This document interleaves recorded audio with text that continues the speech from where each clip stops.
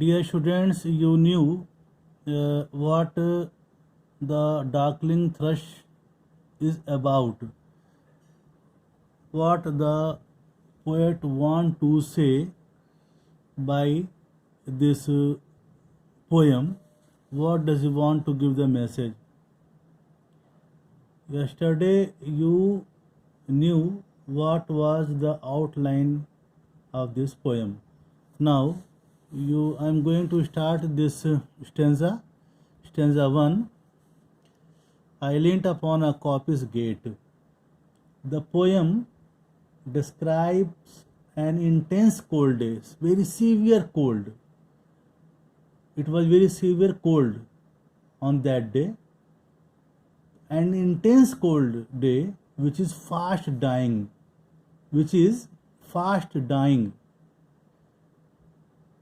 The speaker, who seems to be a loner, is totally alone. He is totally alone. There was no one there. Only there was desolation everywhere. The speaker, who seems to be a loner, stands supported against a wooden gate. Coppice gate means wooden gate. He was leaning against a wooden gate, watching the bleak scene carefully. He was watching the bleak scene. Bleak means without color, desolate. There was no charming outside. He was leaning against a wooden gate, watching the bleak scene carefully.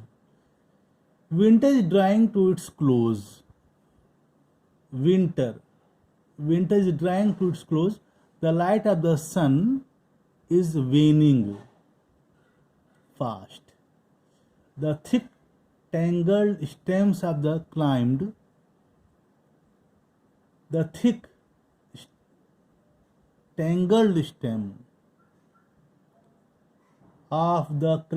plants that line the sky seems to be broken lyres. Lyres is a musical instrument. It is in fact the most hopeless scene when, forced by coldness and darkness, all human beings have retired to their homes to sit by the fireside to warm themselves. Students, here frost is likened to a spectre grey. Spectre grey means a pale, dull, ghost-like. When frost, his metaphor here, frost is likened to a spectre grey, a pale, dull, ghost-like. The last remaining unpleasant parts of the winter are likened the winter dregs. The last remaining unpleasant parts of the winter are likened to winter dregs. The sun has been likened. The sun has been likened to the eye of a day. Here similes. The poet has used here simile. The tangled vine stems scored the sky like strings of broken lyres. Line the sky, string, musical instrument. Lyres here. Stringed musical instrument is called lyres. Haunted, visited, nigh means near. He had sought their household fire, had retired to their houses to warm themselves by the fireside. In this desolate season, all human beings were in their houses.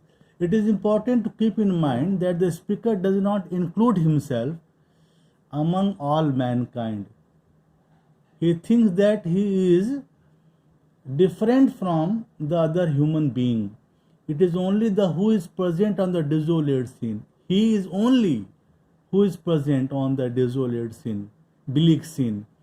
Is he a normal person or abnormal person. For him, the non-living things are important as living ones. Frost is personified here as a living entity. The day has an eye. The sun, though there is no activity outside, there must be some indoors.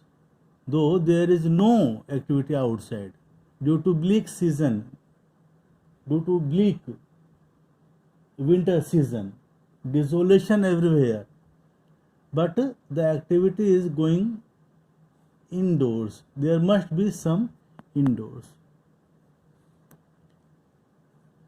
Now stanza 2. The land's sharp features seem to be the century's curves outlined. His script, the cloudy canopy, the wind is death lament. The ancient pulse of germ and birth was shrunken hard and dry, and every spirit upon earth seemed fervorless as I.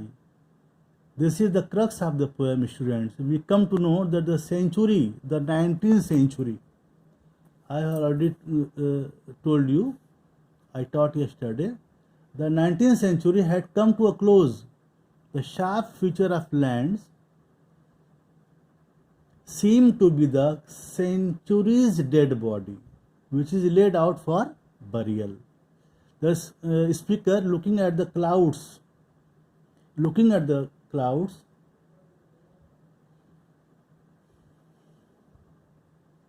hanging above, forming a canopy. He thinks that the clouds are like a canopy, feels that the clouds would serve as a tomb for the dead body. He feels that the clouds would serve as a tomb for the dead body. Then he feels that owing to the extreme cold, the rhythm of conception and birth has slowed down seriously, considerably. Even living creatures, including the speaker, is devoid of zest and enthusiasm. The image of death is predominant in this stanza. The death of an era in which the old days of life and old values were greatly jolted by scientific and technological advances, industrialization and urbanization, is no solace for the poet. Like others, he is not sure of a new era that it about to begin. At now third stanza, at once a voice arose among the bleak twigs overhead in a full-hearted even song of joy illimited. An aged thrush, frail, gaunt and small, in blast fall plume, had chosen thus to fling his soul upon the growing gloom. At this point in stanza 3, amid all the signs of bleakness and desolation, a joyful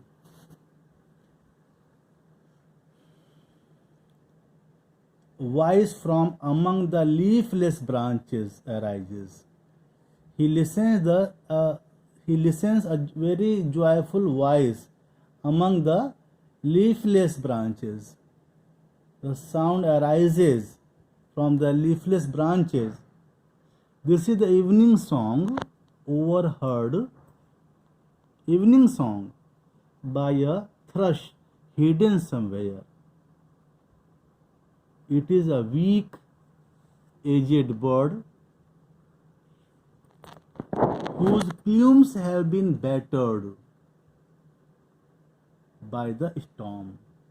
It is clearly on the way out, yet it chooses to pour out its heart in a forceful manner. What the speaker has noticed is at once nullified by the bird's song. The cheerfulness of its song disrupts the gloomy silence around. It is an indication that nothing is absolutely negative. Though the season was gloomy and full of bleakness, but due to the bird's song, the poet thinks that there is no negativeness. Something may be positive. He notices that nothing is absolutely negative. The contrast between the speaker's mind and the bird's feeling is essential for a complete perspective. Now last stanza. So little cause for carolings of such ecstatic sound was written on terrestrial things after or nigh around, that I could think there trembled through his happy good nigh air some blessed hope whereof he knew and I was unaware. The last stanza is thematically significant. Theme. This is the theme. The speaker feels that there are no signs of hope. So little cause of carolings. Singing of song. Caroling means here singing of song.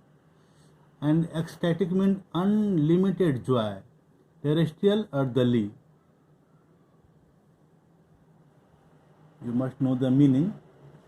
The last stanza is full of theme, you can say. The speaker feels that there are no signs of hope or joy to justify the song of the bird. There is nothing on the earth near or far, which could have made the thrush sing so happily. There was nothing that the bird could sing a song like that in joyful manner. But he thinks, what is the reason? What is the reason the bird is singing here? What is the reason? There is nothing on the earth, near or afar, which could have made the thrush sing so happily. There might be in the bird's heart some hope. He thinks that there would be some hope that bird is singing here. He has the hope of good fortune about which the speaker has no knowledge. The bird has. He has the hope of good fortune about which the speaker has no knowledge. He is totally unaware. The speaker thus fails to understand the reason why the joyful song of the thrush bird. Why the bird is singing so joyfully, he is totally unaware. The poem ends on the ambiguous note. There seems to be no communication between man and nature. Both are indifferent to each other. However, the song of the thrush is perhaps a hint given by nature that nothing is permanent. If winter comes, spring is not far behind. The new century, about to take birth, may bring some hope of good to the ailing humanity. He hopes that though he has no hope, but the bird song shows that there is hope. And then the poet thinks that the new century about to take birth may bring some hope of good to the ailing humanity. This was the end of the last stanza. If you have any problem, you can ask me on this group any stanza. If there is any problem, you can ask. Thank you so much.